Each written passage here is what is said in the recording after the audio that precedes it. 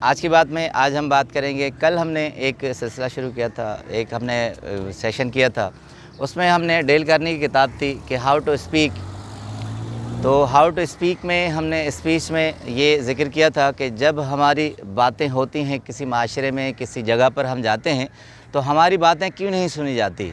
तो उनकी वजह क्या है कि किस तरह हमारी बातें नहीं सुनी जाती। और बहुत से ऐसे शख्स हैं, अशख़ास हैं जिनकी बातें बड़ी दिलचस्प भी होती हैं और सुनी भी जाती हैं, और महफ़िल के मोर भी कहलाए जाते हैं, महवर महफ़िल भी कहलाए जाते हैं। तो उसके लिए सबसे पहले हमने किया था, डेल कार्नेगी ने एक कहा था कि वोकैबुलरी, आपकी अपनी मादरी ज़बान में ऐसी वोकैबुलरी होनी चाहिए, ज़ख़ीरे अल्फाज होने चाहिए कि आप बिला तातुल बोल सकें और अगला आदमी समझ सके और वो बातों से आपके मैसूर हो सके। इसके 3 पॉइंट्स हैं। दूसरा पॉइंट आज करेंगे। दूसरा डेल कार्नेगी कहते हैं, अपनी किताब में लिखते हैं, वो कहते हैं दूसरा है रीडिंग बुक्स, मुताला करना। कहते हैं जब आप मुताला करते हैं तो आपके पास बहुत से थाट्स आ जाते हैं, ख़यालात आ जाते हैं, आपके पास मौज़ूआत आ जाते हैं, और उसके साथ अल्फाज के साथ जुमले भी आ जाते हैं, और वो दिलचस्पी से इतने भरपूर होते हैं कि लोग आपको सुनते हैं, पुरमफ़हूम हो जाते हैं। तो उसके लिए मिसाल देते हैं, इब्राहिम लिंकन उनकी फ़ेवरेट शख्सियत है और वहाँ यूरोप में भी बड़ी मानी जाती है, बहुत मायनाज़ शख्सियत है। 16वें प्रेसिडेंट थे अमेरिकन, इब्राहिम लिंकन। लिंकन उसको अलमारूफ़ कहा जाता था। तो कहते हैं, लिंकन का थोड़ा सा तारफ़ बता दूँ, 1865 में खाना जंगी थी, फर्स्ट सिविल वार थी अमेरिका में, तो उसमें असैसिनेशन में मारे गए थे। 56 ईयर उनकी उम्र थी। तो बहुत लातादाद खूबियों के मालिक थे। तो सिविल वार के दौरान गए, मगर उनकी 56 ईयर जब वो प्रैक्टिकल आए हैं तो बड़ी नायाब ज़िंदगी रही है। कहते हैं कि 18 सेंचुरी के बाद 19 सेंचुरी से लेकर अब तक कोई भी ऐसा महज़्ज़ब शाइस्ता ज़बान से बोलने वाला कोई भी दुनिया में पैदा नहीं हुआ। ये एक यूरोपियन फिगर है। कहते हैं लिंकन के अल्फाज इस तरह होते थे जैसे एक दरिया बहता हो, और अल्फाज का जुड़ाव इतना बना होता था, इतना संवर के आते थे कि अल्फाज जो है एक तरतीब से आते थे, और सुनने वाले 1 मिनट के लिए भी मुखिल नहीं होता था, उसका तसलसल टूटता नहीं था।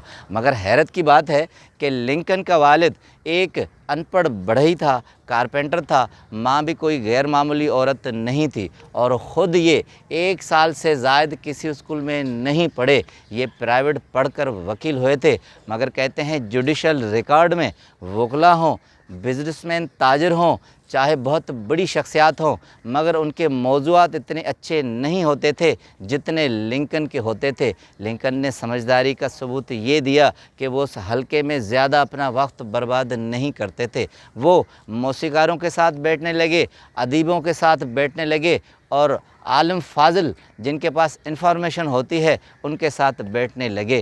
कहते हैं लिंकन के पास ऐसा इल्म आ गया कि जिसकी कोई मिसाल नहीं मिलती। लिंकन कहते हैं हैरत अंगेज़ खूबियों का मालिक था, दुबला पतला शख्स जिसे देखकर किसी को भी यकीन नहीं आता था कि वो बायरन, जो यूरोपियन राइटर हैं, पोइट हैं, वो उसे तकरीबन बरज़बानी याद होता था। गोएटे हैं, दूसरे राइटर हैं, और रोनर राइटर हैं, वो उनको याद होता था। कहते हैं कि उनकी तवील नज़में वो ज़बानी याद कर लिया करते थे। और जब वो प्रेसिडेंट थे तो वाइट हाउस में कहते हैं बायरन की 2 जिल्दें, एक घर पर और एक वाइट हाउस दफ्तर में रखी थी, और इतनी उनकी नज़में याद की थी। तो कहते हैं एक मरतबा जब ऑफ़िस का वो उनका सेट उठाया गया था तो जगह जगह से फटा हुआ था, वहीं से वो जिल्द निकल रही थी जहाँ से उसने नज़में याद की हुई हैं। कहते हैं कि शेक्सपियर के बड़े बड़े पैराग्राफ उसे ज़बानी याद हुआ करते थे और वो लोगों को सुनाया करते थे। कहते हैं उनकी बहन की जब शादी थी तो उस पर न सिर्फ बहुत सी नज़में उस महफ़िल में सुनाई थी, बल्कि उसने अपनी ख़ुद एक नज़म भी सुनाई थी जो तवील नज़म थी। कहते थे कि मेरी ज़िंदगी अदब के लिए वक्फ़ है और मैं शायरी से ख़ास शुगुफ़ रखता हूँ। तो लिंकन हालांकि दुनिया के बहुत बड़े सदर कहलाए जाते थे, मगर अदब से उन्होंने वास्ता रखा था। कहते थे कि जब सिविल वार आई तो उनको परेशानियों ने घेर लिया और आधी रात को वो परेशानियों में जाग जाते थे, मगर इसका हल कहते हैं क्या निकाला। ये हल निकाला कि आधी रात को जाग कर वो किताबें उठाते थे और जिन पे मार्क होता था वो याद करते थे। कुछ नज़में होती थी, कुछ कोटेशंस होती थी और कुछ पैराग्राफ होते थे। और उस पे हद ये है कि उनके एक बायोग्राफ़र है, वो 7 रेवन है। रेवन कहते हैं, रेवन सेन कहते हैं कि वो جب رات کو نظمیں یاد کرتے تھے تو اپنی نائٹی میں صبح ٹہلتے تھے، اور جیسے ہی ناشتہ لے کر کوئی بھی بٹلر آ جاتا یا پی اے اس کا آ جاتا تو وہ ساری نظمیں اسے سناتے تھے۔ کہتے تھے اتنی جنونیت کے ساتھ، اس کے آٹو بائیوگرافر کہتے ہیں کہ جب پریزیڈینشل الیکشن چلی تھی تو ایک جگہ پر ان کے جو مخالف تھے، پہلے انہوں نے 2 گھنٹے کی تقریر کی، وہ ایڈورڈ تھے تو 2 گھنٹے کی تقریر کی، اس کے بعد کہتے ہیں لنکن آئے، اس نے صرف 2 منٹ کی تقریر کی، اور اس کے الفاظ کا جڑاؤ اتنا خوبصورت اور شاندار تھا۔ کہتے ہیں کہ وہ تقریر آج بھی آکسفورڈ کی لائبریری میں محفوظ ہے۔ جو بچہ، جو طالب علم فن تقریر سیکھنا چاہتا ہے، کہتے ہیں کہ آج بھی وہ تقریر 2 منٹ کی لے کر زبانی یاد کرتے ہیں۔